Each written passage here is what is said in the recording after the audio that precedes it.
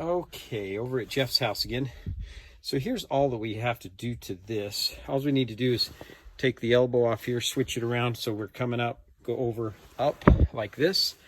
Then we can put the actual humidifier right there, and then the return air, then we could go right into there with the elbow, 6-inch. So normally we do it backwards of this, but we could do that, and we could have a regular large bypass on this one. And then let's look now. So that's a Duravent. So I don't think we'll need anything different. We just need to, again, take the elbow immediately off here, go up, then we should be fine. But as far as the water supply, so here is the back of the bathroom, toilet coming off of there. So we could, that's a PEX line coming off of there. So all we need to do is get a double PEX, that's 1/2 inch, up to a 3/8 there. Then we can have it do a double valve of 1/4.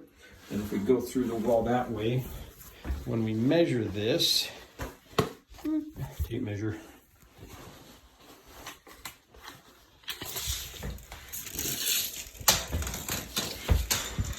so the front of the, coming from there, where that is about 71 inches. Let's see how far in we are here.